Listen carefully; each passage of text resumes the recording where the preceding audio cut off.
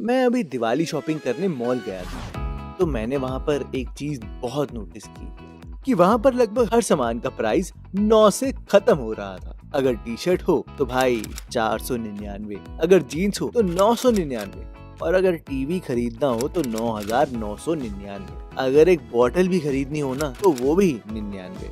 अरे भाई 9 नंबर से इतने सेलर्स को इतना प्यार क्यों है?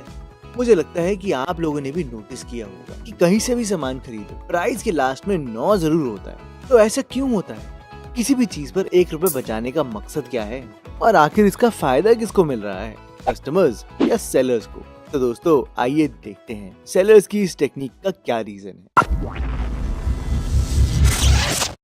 तो दोस्तों आप चाहे किसी भी मॉल में चले जाओ या ऑनलाइन शॉपिंग वेबसाइट पर, वहाँ 1000 की चीज 999 में ही मिलेगी, 100 की चीज 99 में। इसे कहते हैं साइकोलॉजिकल प्राइस स्ट्रैटेजी।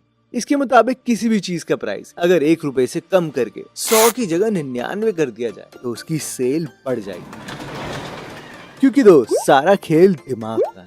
और ऐसा करने से कंज्यूमर के ब्रेन में एक भ्रम पैदा होगा कि अरे इसका प्राइस तो कम है, चलो खरीद लेना चाहिए। It all depends on figures. अगर आप 1000 की फिगर रखो तो वो 4 फिगर्स की अमाउंट होती है, और अगर वही उसमें 1 रुपए कम कर दो तो वो सीधा ही 3 फिगर्स की अमाउंट हो जाती है। ये आपके ब्रेन में डायरेक्टली इफेक्ट करता है। जैसे कोई टीवी है 40,442 रुपए का, अगर आप किसी को बताओगे कि टीवी 40,442 रुपए का है तो दूसरे बंदे के दिमाग में 442 रुपए नहीं रहेंगे। वो सोचेगा कि यार टीवी 40,000 कुछ रुपए का ही तो है। उसके लिए शुरू के नंबर मैटर करेंगे और बाकी उसके लिए कुछ रुपए बन जाएंगे। वैसे अगर 844 रुपए का सामान हो तो खरीदने वाले इंसान को लगेगा कि 800 कुछ रुपए का सामान लिया है।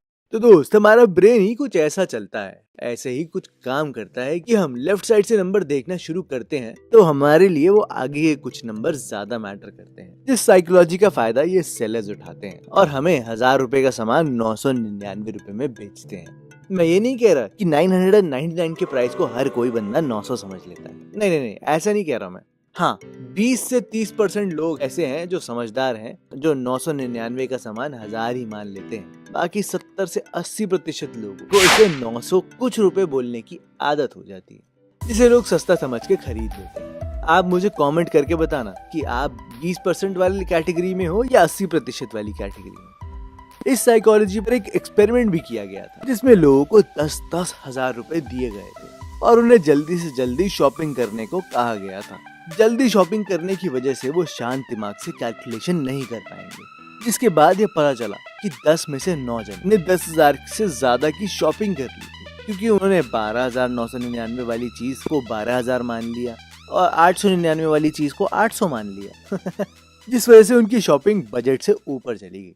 ज्यादातर हम जब भी शॉपिंग पर जाते हैं तो अपना कोई बजट बना कर नहीं जाते, जिस वजह से हम महंगा सामान भी खरीद लेते हैं। इसके पीछे एक और बात है। रिसर्चर्स ने ये बताया कि सामान अगर 34 रुपीज का है तो लोग उसे नहीं खरीदते, क्योंकि उन्हें लगता है कि 4 रुपए महंगा है। लेकिन वही सामान अगर 39 रुपीज का हो, ऐसा होने पर उसे 40 से 1 रुपए सस्ता समझकर खरीद लिया जाता है। वैसे ये तो एक पहलू था, इसका दूसरा पहलू है ब्लैक मनी। जी हाँ, जब भी आप किसी मॉल में जाते हो और 999 का कोई सामान खरीदते हो तो जो 1 रुपया बचता है आप उसे लेते नहीं हो, क्योंकि आपको लगता है कि इतनी बड़ी दुकान से इतना महंगा सामान खरीदा है तो 1 रुपए के लिए क्या खड़ा होना। ऐसे में आप एक दुकानदार को बोलते हो भाई तुम ही रख लो। ऐसे में आपके स्टेटस पर भी बात आ जाती है कि आसपास के लोग क्या कहेंगे। कभी कभार तो काउंटर वाले व्यक्ति आपको 1 रुपए की जगह टॉफी पकड़ा देते हैं जो 20 से 30 रुपए की 100 आ जाती है। ऐसे में उनका यहाँ भी फायदा हो जाता है। कभी कभार तो आप सस्ती और बेकार टॉफी देखकर खुद ही मना कर देते हो, ऐसे में भी उनका फायदा ही हो जाता है। मानो अगर बिग बाजार के एक दिन के हजारों कस्टमर्स में से 100 कस्टमर्स भी 1-1 रुपए छोड़ कर जाते हैं तो दिन के हो गए 100 रुपए, एक ही महीने के हो गए 3,000 रुपए और एक साल के हो गए 36,000 रुपए। अरे भाई ये तो बस एक आउटलेट की बात हो रही है। इंडिया में तो बिग बाजार के 250 से भी ज्यादा आउटलेट हैं, तो अगर सबका हिसाब लगाया जाए तो 9 लाख रुपए हो गए साल के। हाँ, जिसकी बुक्स में तो कोई एंट्री ही नहीं है। इसका मतलब ये 9 लाख रुपए तो ब्लैक मनी हुए ना। तो आपको हमेशा दुकानदार से अपना 1 रुपए जरूर लेना चाहिए, क्योंकि वैसे तो हम एक किसी गरीब इंसान को भी 1 रुपए देने में सोचते हैं, लेकिन वहाँ मॉल में 1 रुपए देकर आराम से आ जाते हैं। इस चीज का एक सोल्यूशन और है कि आप पेमेंट अपने क्रेडिट कार्ड या डेबिट कार्ड से करें। इससे ब्लैक मनी जनरेट होने का कोई चांस ही नहीं बनता। अब बात आती है ऑनलाइन शॉपिंग वेबसाइट की। वहाँ बस पहला मेथड यूज होता है, प्राइस साइकोलॉजी मेथड, क्योंकि वहाँ ज्यादातर लोग पेमेंट ऑनलाइन ही करते हैं, और अगर कैश ऑन डिलीवरी भी करते हैं तब भी हम मोस्टली उसे उतने ही पैसे देते हैं। तो दोस्तों, आपको कैसी लगी ये नॉलेजेबल वीडियो मुझे कमेंट करके जरूर बताना। टीम रहस्य की तरफ से आप सबको हैप्पी दिवाली।